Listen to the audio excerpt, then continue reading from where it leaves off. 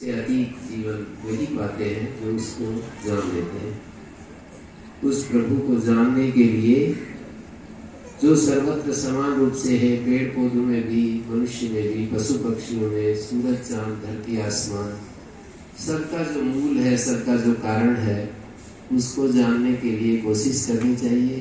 जब तक जानते नहीं हैं तो उसको मानना चाहिए।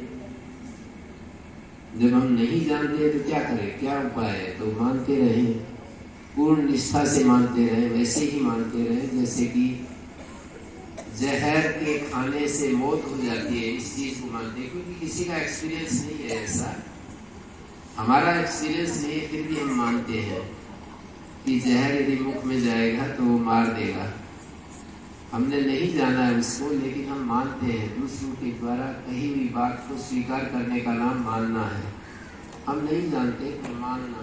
तो जब तक नहीं जानते तब तक उसको मानते रहें और अपने पास जो सामर्थ्य है उसको सेवा में अर्पित करते रहें। जैसे आप अपने पास जो सामर्थ्य है वो यहाँ पर मैं देखता हूँ, कई बार विचार करता हूँ। तो अपने को जानना, भगवान को मानना और अपने सामर्थ्य का सदुपयोग करना, तो जीवन सफल हो जाता है, ऐसा समझ में आया।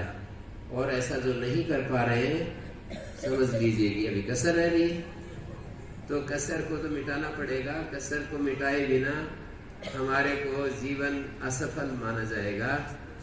और दो बात और समझ में आई कि जब हम दूसरों से व्यवहार करते हैं तो बड़ी परेशानी होती है। तो वो परेशानी इसलिए होती है, किसी से हम किसी की उपेक्षा करते हैं, किसी से अपेक्षा रखते हैं। तो अपेक्षा पूरी नहीं होती तो परेशानी, उपेक्षा करते हैं तो अंदर उपेक्षा के कारण से हमारे अंदर रस जो है वो हमारा भग्न हो जाता है।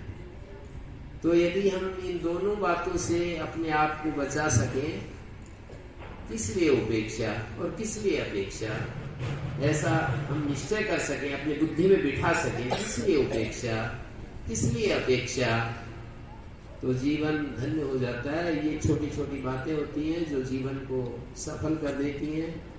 बाकी तो महाराज जी साक्षात स्वामी गुरु जी के साक्षात प्रतिनिधि यहाँ पर उपस्थित हैं। कहने सुनने की ज्यादा कोई बात मुझे समझ में आ नहीं रही। उनका जीवन ही उपदेश है, उनका जीवन ही संदेश है। वे यहाँ पर रहते हुए एक तृप्ति का वातावरण यहाँ पर बनाया है। इसलिए इस वातावरण को और गुरु महाराज को और श्री महाराज कृष्ण स्वरूप जी को, सबको और सब देवताओं को, स्वामी जी को, सबको मैं प्रणाम करता हूँ। आप सब में उपस्थित भागवत उपस्थिति को प्रणाम करता हूँ, मातृशक्ति को प्रणाम करता हूँ। ओम शांति शांति। पूज्य गुरुदेव महाराज के आशीर्वचन के उपरांत जो हमने